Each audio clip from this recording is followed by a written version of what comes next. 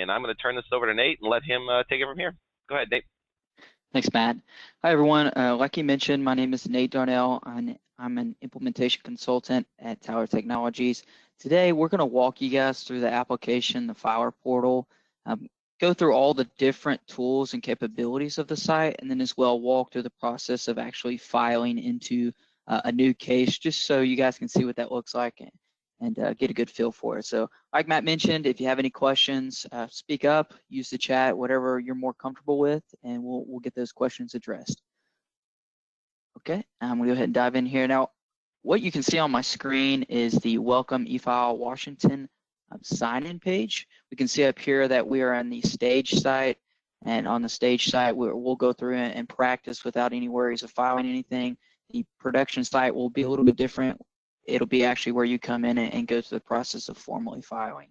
But here on our sign-in page, we have our sign-in button, our register button, and our forgot password button.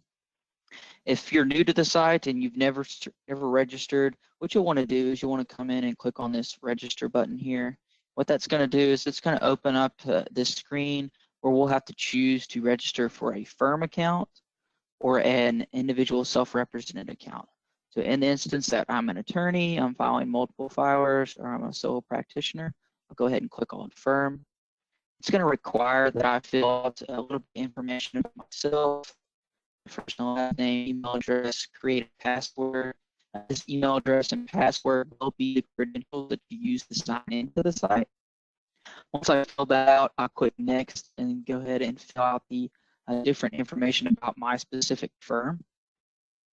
Going back, if we go through the process of selecting the self-represented, we would do the same thing, except it's going to be just that individual, and then they'll fill out more details about their contact information.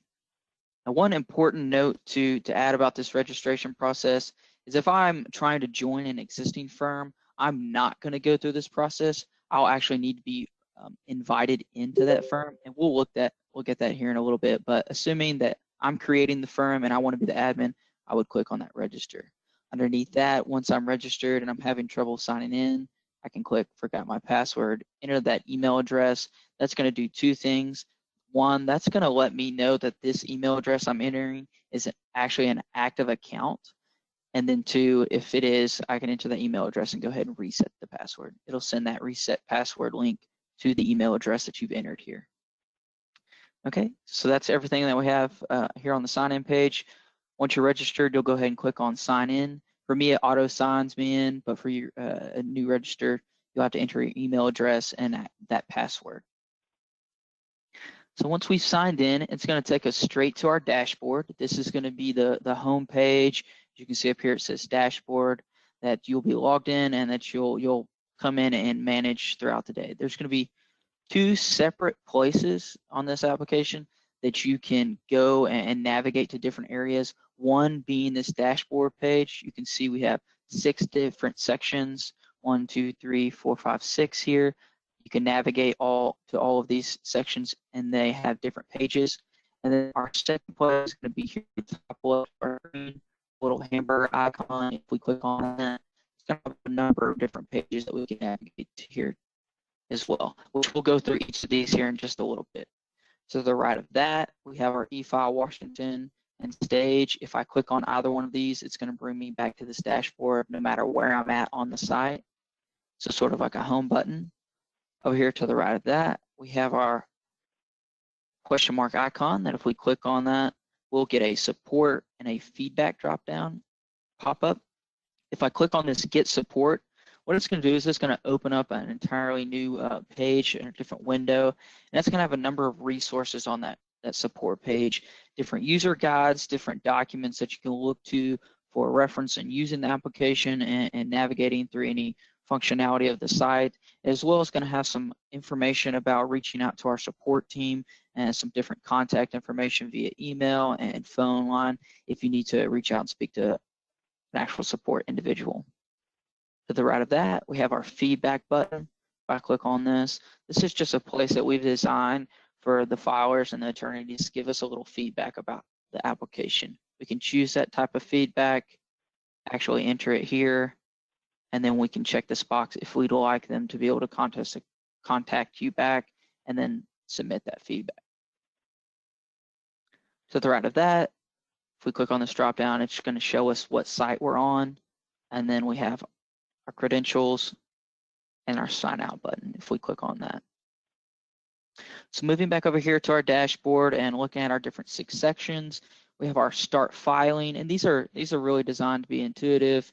If we want to start a filing history, if we want to look at the history of the filings we've submitted, our drafts, any filings we started and didn't finish, our case search, different cases that exist that we can search in the database, our bookmarks, cases that we bookmarked we'd like to come back to, then our templates that we create to then file multiple similar cases. So starting with our start filing, assuming we're registered to the site, we've logged in, and we want to come in, we want to start the process of filing into a case. I'm going to come here and I can either click on the start filing bar up top or the start filing button. We can see that's going to open up this little window that says file into an existing case or start a new case. And those mean exactly what they say. If I want to file into a case that already has a case number that exists, I would click on this file into an existing case. And what this is going to do is it's going to allow me to search for a location. We can search by case number or by party name. For case number, let me enter this in really quick. We would enter that case number and then go ahead and click search. What this is going to do is it's going to pull up that case number, the parties involved with the case, and then it's going to show us our location, the case category, our case type, and gives a few different options of what we can do with this. So with this first icon, if we click this, it will actually allow us to file into this specific case. We can view the service contacts on this case, or we can file into this case with a template, or we can bookmark this case. So I'll bookmark this case. We can see we get a little icon here in the top right of the screen, and we'll circle back around to this in our bookmarks here in a little bit. If we click on the service contacts, it's going to open up the service contacts on this case. And we can see here that there are no service contacts added, but in this window, this is just one of many places where you can add a service contact from your firm by checking one of these boxes. We can add from a public list, or we can add a new contact, which we would just require the credentials, email, and add to the firm list or add public list so that you can search it from the other 2 buttons. But we will touch more on service contacts in a little bit. Just wanted to show you that functionality on the case search. Going back, if we click on start a filing, we're going to actually go through the process here of starting a new case. So we want to initiate case, we'll click on start a new case. Now what this is going to do is it's going to bring us into an actual draft. We can see here at the top of the screen showing draft 272. That's going to be a unique identifier for this specific draft and submission that I'm working on. Eventually this will turn into an envelope number once we've submitted it, but at the moment it's just a draft. Now at the beginning, we'll see a document upload here, and working from left to right, the flow of this envelope. What we call an envelope is this submission, and we can do multiple filings within an envelope, and then we can do multiple envelopes within a case. But here, starting in this initial envelope, we're going to start by uploading a document. We'll click on that browse button, double click our document. You can see here, we do have some requirements. Maximum file size is 35 megabytes. We only support PDF. Our option is to delete this document if we have uploaded the incorrect one. But once we've uploaded that, we'll go ahead and click on case information. The reason we have this upload at the very beginning of this process is because just in case you have a file that's really big, we want to start the process of uploading that document initially before we get all the way to the end. So we feel good about it. We'll go ahead and click on case information. You can see our flow goes from documents to case. Here on our case information, this is where we'll choose our location, our case category, and you can see as I choose a case category, it's going to remove that little red box that says required. These red tags mean that they're required section. Choose a case type. See that again, that red box goes away. Now once we're on this case section, we can go back to the documents. We can click Save and Exit, which would save this draft 272 in our draft section, or we can go ahead and navigate to the parties. So we'll go ahead and get to parties. Again, you can see the flow. It's saved our changes. Now here on the parties page, they're going to be, for this case type, there'll be 2 required parties. We can see party type, required party. This is a required party, party name, attorney, and then our actions over here to the right. As long as we have this little red triangle, that means there are required sections in my section that have not been filled out. So we can see first name and last name because this triangle, and then we can click edit party. The other required party is, we can see down here is the defendant. It says this is a required party. And you can see whenever I click on one of the other, it switches back and forth. But for the first one, we'll go ahead and enter the first and last name.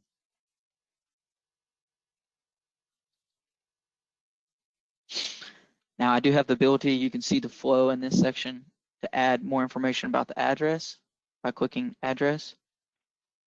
And then I can click on go to additional identifiers, which would be the date of birth. To navigate, you can also click on these little header sections. But you can see, or if you notice, the only thing that was required was a first and last name for this party. Now that we've filled out all the information that's required, we'll go to our defendant. Enter our first and last name.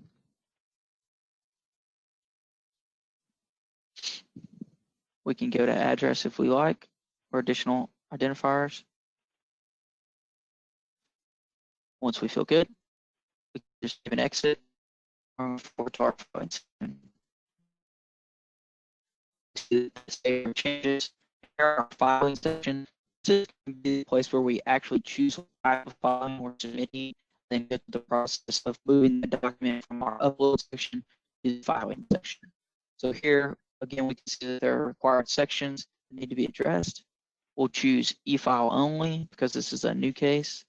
Our filing code, if we click anywhere in this box, it's going to give us a drop down of the different filing codes available. We'll come down here and we'll just do a motion. And what are our different motions? We'll do, okay, and so our filing description, do motion default.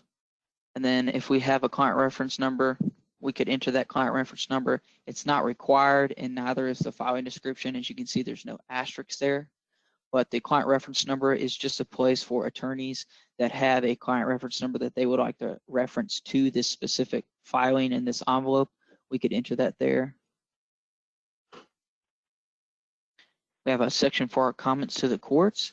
This is just an area where you can directly communicate with the court without having any character limits on what you're trying to say. Just a section for you to communicate what type of filing you're doing, or go into more in depth on the specifics of the filing. As we can see, there are also some navigations up here at the top, different tabs, our optional services, and then our communication. Here on optional services, we don't have any options to choose here. And then our communications tab, we can add courtesy copies or preliminary copies. What these are, they're not a formal service to these email addresses, but this is a place where you can add an email address that would then receive a courtesy copy or a preliminary copy of this filing. So you would enter that email address, and if you had multiple, you would enter it with a comma next email address. So going back to this specific filing, if we scroll down a little bit, we can associate parts, then actually select the lead document. You can see lead document. This is where we add that document, and it shows that this document is required. So if we go ahead and click on Add Documents, it's going to pull up that document we uploaded at the very beginning. We'll have 2 options with this document. 1, we can click on the arrow, and it's going to move it over to the selected. Or 2, we can delete that document. If we click on this arrow, it's going to move over here, and we would then click Save. Or we can go ahead and click Browse and upload a different document. Now down here, I'd like to note that whenever we upload this or when we select this document, it's going to give us an updated amount of megabytes that are available for us to continue to file into the document.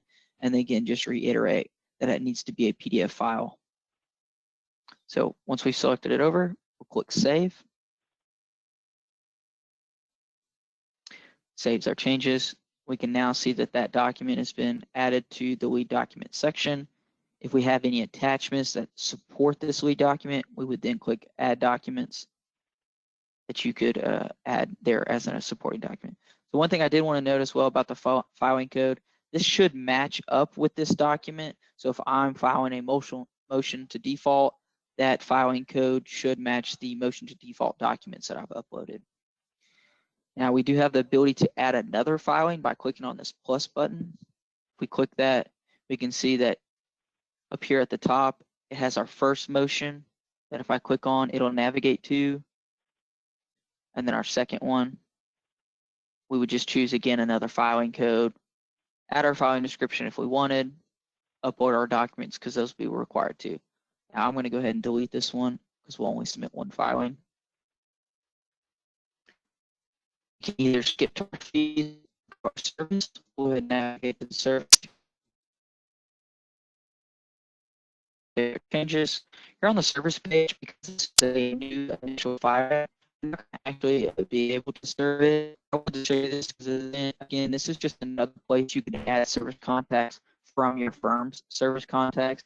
You can see here that there are no service contacts added, but we can add those from our firm, the same way we did earlier, from a public list or add a new contact. We would add that part, associate with that as with a specific party, add their first and last name and an email address because those are required. I recommend adding them to your firm list or to the public list or both, just so that you can see them later on and you're not having to re-enter that service contact information, and then you would click save. Okay, and once we're done with our service section, we would then go ahead and click on our fees. This fees section is going to be where we actually select our payment account. Now the payment account is important because you'll be required to have a payment account no matter if there's fees associated with the filing or not. So we'll go ahead and select our credit card, a payment account that we have set up, and then we'll select our filing attorney, our parties responsible for fees, and then once we want and feel comfortable, we'll go ahead and click on calculate fees.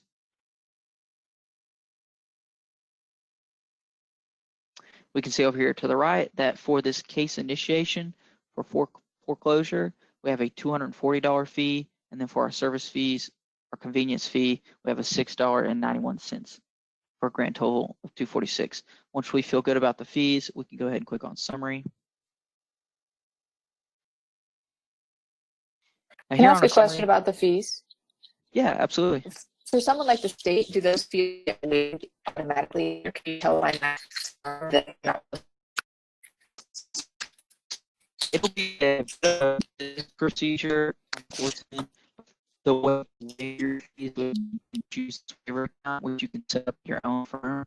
So if we select this waiver account and then click calculate fees, we can see over here to the right that the fees will be a total of 0.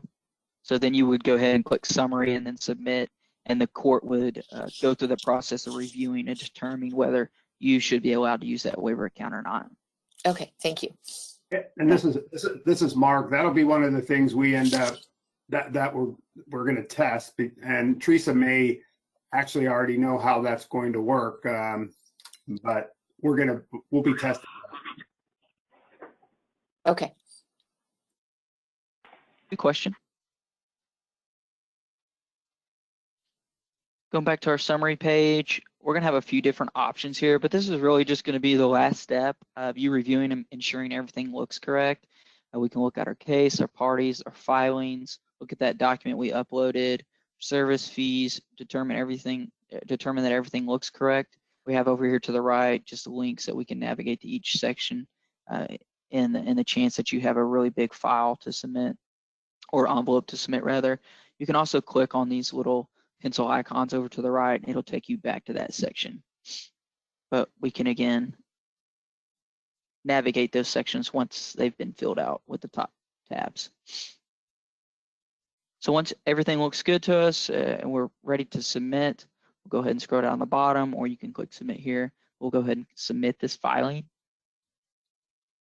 What this is going to do is going to do a couple of things.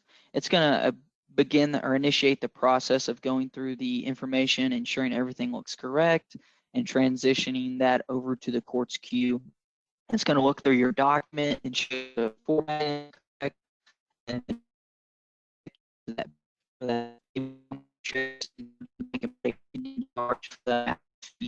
that you submit the filing for. We can see in the top right of our corner that envelope has been submitted. You'll also receive an email notification letting you know that filing has been submitted as well.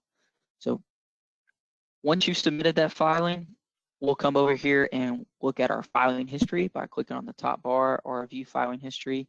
We can also see a little overview of our most recent filings, this one being the one we just submitted, 262. We can click on any of these, or we can click on view filing history, and it's going to take us to our filing history page. Now in our filing history page, we're going to have some filter capabilities over here on the left side. We can filter by my filings or my firm, the status of the filing, any locations that we've submitted into if you're submitting envelopes and cases into multiple courts, case number, envelope number, date range, and then we would click filter. So I want to touch on a little bit about what an envelope is and what its relevance is in this. We all are familiar with what a case is, a case number, and how you can use that case number to search things. But what this envelope number is, it's actually a unique identifier for each submission that you put in. Like I mentioned earlier, it goes from a draft to this envelope number. And what you can use this for is to communicate with a court support team or communicate with the individual support team or filer support team and let them know if you're having issues with a specific filing, because you can have multiple envelopes filed into a single case, and then you can have multiple filings in a single envelope. So just again, a unique identifier that you can communicate on. So starting with this list, if we look at the top, this is going to be our most recent filing. Going down to the bottom, our oldest submission, which this one is submitted status.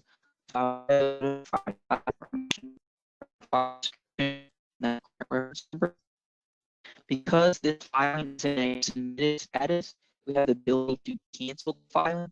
This is the only status for an envelope that you can cancel a filing by clicking on this blue X. You can see that they're both here for the submitted filings, but not for the others.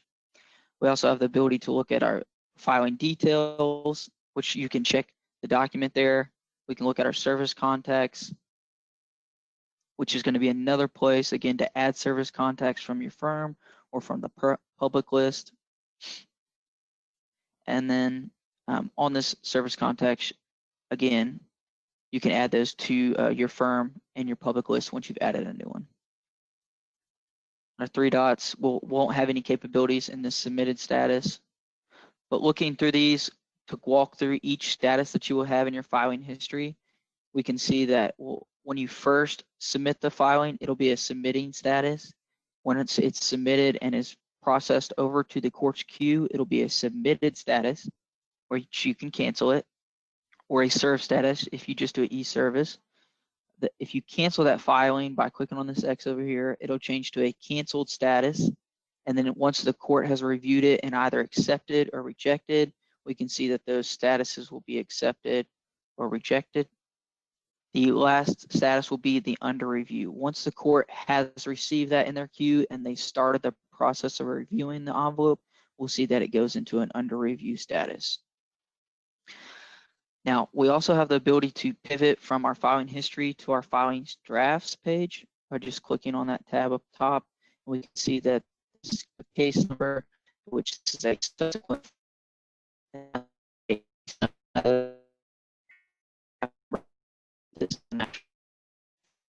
going to our dashboard, but we'll go over here to the draft page. We can see how to those do a draft, which is on the drafts page, but by clicking on view my drafts, it again takes us back to that filings drafts. We can filter by a few different things over here to the left and filter. We can again see an overview of the filing, status, code, type, description. We can click on our resume draft, delete draft, and we won't have any options in our three dot. We'll click on the home button again, and coming down to our case search, we can see the two cases that we've searched here before. but we can click on either of those if we'd like, or we can click on search cases. Again, this will look it'll look exactly like the process of going through filing into an existing case. As you can see, it says here, we'll choose our location, enter our case number, and then click search.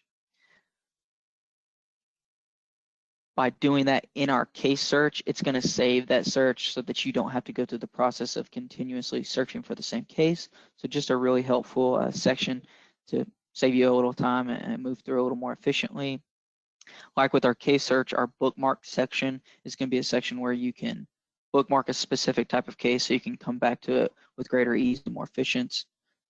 We can click on view bookmarks and we can see the two bookmark cases that we have here. Earlier we bookmarked this one. We have the ability to file into that case, view our service contacts, file into it with a case template, or remove that bookmark.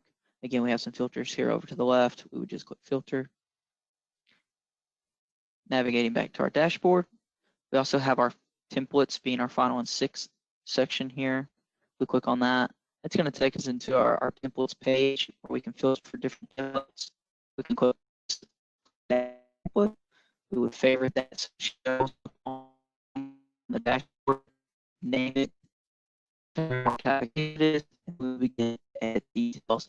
And what you would do in this edit details is you will walk through the process of filing a case. It's going to have that same user interface, same visual walkthrough, but you're not going to actually file anything. You're just going to set up those set determined templates and sections. Here we can see we have a template already set up, which we would then use template, edit that template, delete it, or copy it. If this star is unchecked, we won't see it on the dashboard. If it is checked, we will see it on the dashboard.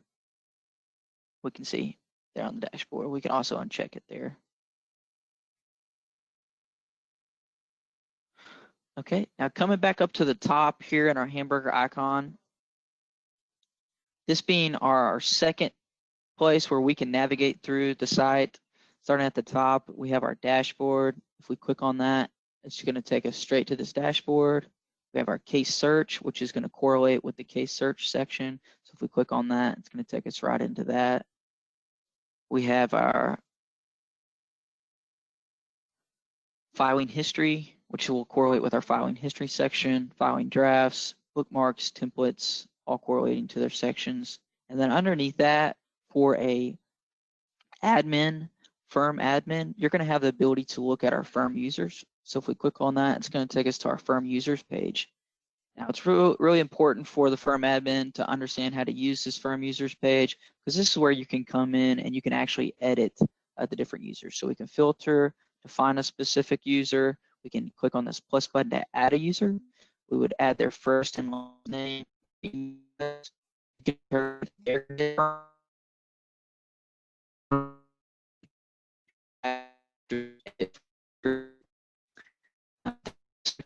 Bottom is really important and I want someone else to join my firm, say an attorney joins my firm, I would need to come in here and follow these instructions. So I need to add the user, and then I need, which is going to email and notify them. Once I've entered their first and last name and email address, I would click invite. Again, it's going to send them that email and then a second email to reset their password. What that does is it alleviates security of individuals coming in and trying to search for their specific firm and joining it. This is a more secure way of getting those attorneys within our firm who have the ability to use our payment accounts, look at our cases, look at the documents filed into different cases, and so on and so forth. So we have the ability to click on the different users that are in the firm and edit them or remove them. If we click on edit, we can see that we can edit their name, email address, and their roles. We just click save. Our different pages. Up here at the top, we have our users and our attorneys tab. Same way with users, we can filter for our attorneys using their names and our bar numbers. We can add an attorney, bar number, first and last name, and then save. We can edit and delete.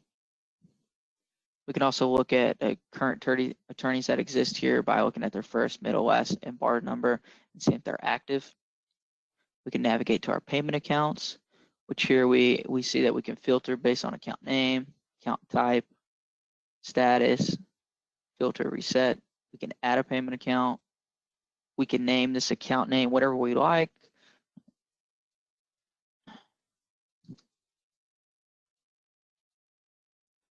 We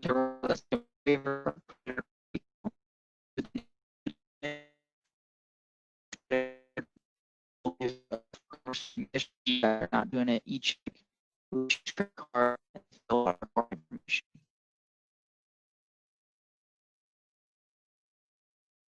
We can look at these current payment accounts.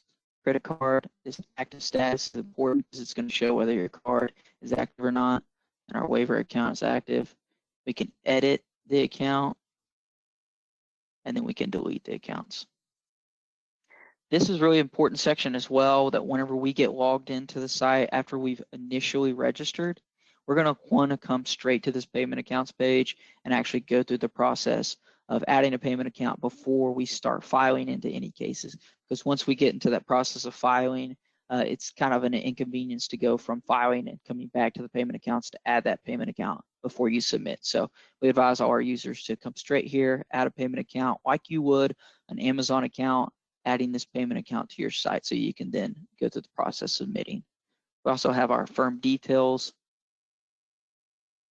where we can add and edit the firm name, address, phone number, and so forth. We would then click save.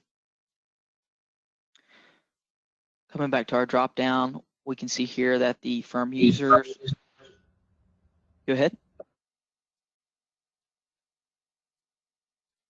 Sorry, what? Yeah, we do. I'm sorry. We're going all the way back to the beginning, but we're trying to understand this. Just in terms of the password and signing in and the firm and the attorneys, obviously we have, in every firm you have like different attorneys and different paralegals who are working on cases. Within the firm password, are we all supposed to be serving everybody with service copies, or are we getting different attorneys with different passwords? This is kind of confusing.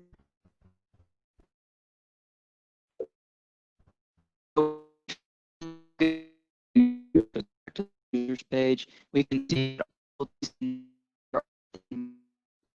all these individuals are going to have access to attorney accounts and firm details, so all under the same umbrella. If that makes sense. And each of these individuals are not required to be an attorney, but they have the access to the attorneys. Now they can also be an attorney, but they would all just fall under that umbrella of a quote unquote firm account. Does that answer your question? Different password. No, that doesn't. So how do we know if one attorney is filing something like it? You know, if somebody's being the lead attorney, you know, obviously when we file stuff now in Snohomish, it says who's the retained attorney. It doesn't say the law firm. It says the attorney. So how is it that would the attorney have a separate email account and a separate within the firm for contact information? I guess I'm just not understanding that part, and maybe I'm just missing it. Sure. So yes, all these individuals, all these users have their own email address and own password, so they can all log in by themselves individually and file into cases. So if you come over to your filing history page, we can see all the filings that I've submitted as an individual because I'm logged in as Nate Darnell within this firm, or I can look at all the filings that were submitted by my firm. So those are going to be two different things. So if all of the users within my firm are filing, I could come in here and look at my firm and see that filing history for all the cases. As you can see, are a lot more than just me, system, Nate Darnell. All of those cases are going to be there. So that's why we have that security set up to where you have to be invited into the firm, because then you can then see who's submitting it. You can see the details. Going back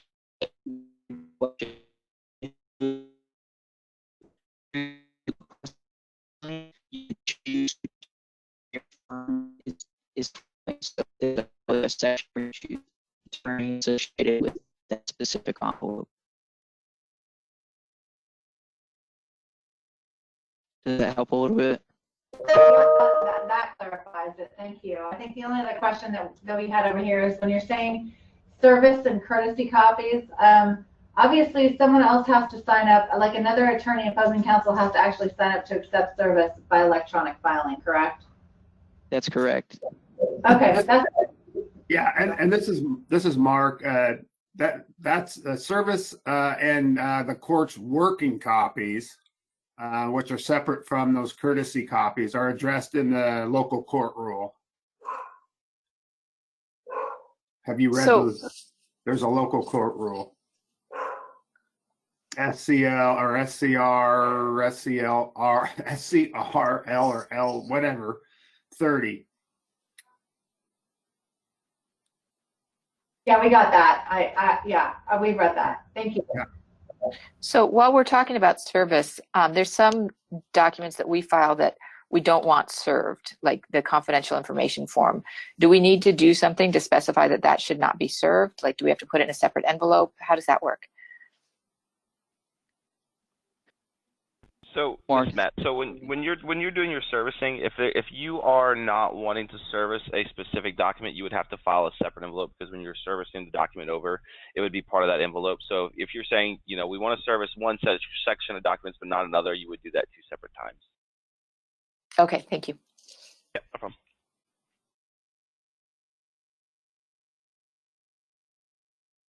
Good deal. Great questions, guys. Drop down.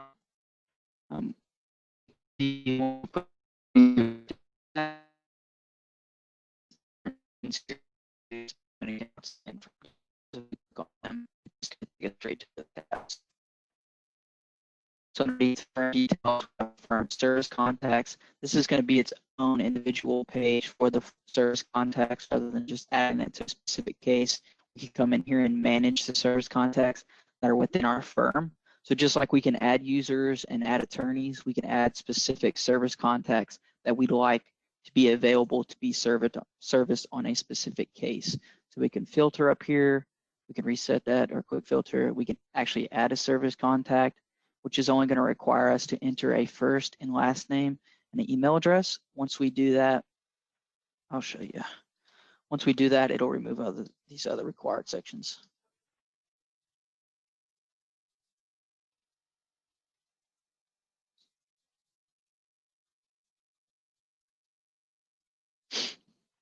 So once we've entered that information, we can click Save.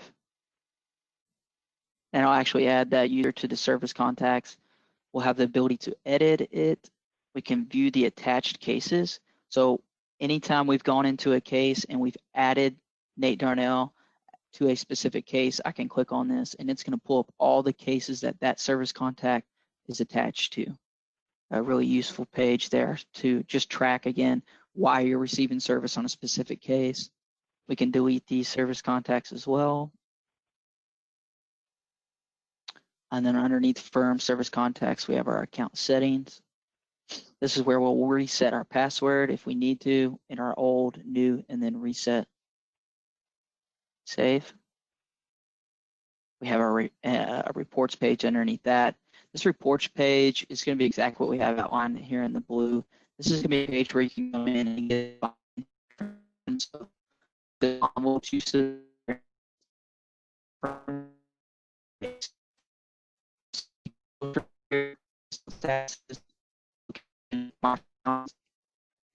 My firm, then we would select those states and download report. It's going to show up in an Excel spreadsheet with the ability to filter and search through those different filings and just have the ability to have a tangible document to look at the financials of all the envelopes we submitted.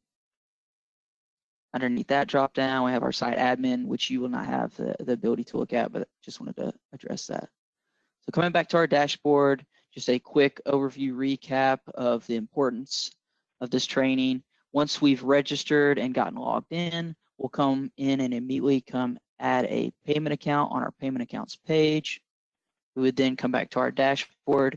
If we want to immediately start filing, we would click Start Filing. If we wanted to file an existing case, we would click here. You have to have that case number and know the location of that case, or we would click on Start a New Case. Once we've gone through the process of submitting that subsequent filing or new filing, we could then come find it in our filing history. In the instance, and on this filing history page, you can track that envelope, see what the status is, whether it's accepted or rejected. In the instance that we don't finish that filing, we can track it in our drafts. So that's just a high-level overview and recap of all the important C's of the site. I want to sort of open the floor here for questions. If you guys would like to see anything specific again, maybe a recap of something or go through something a little slower, here's your chance to speak up.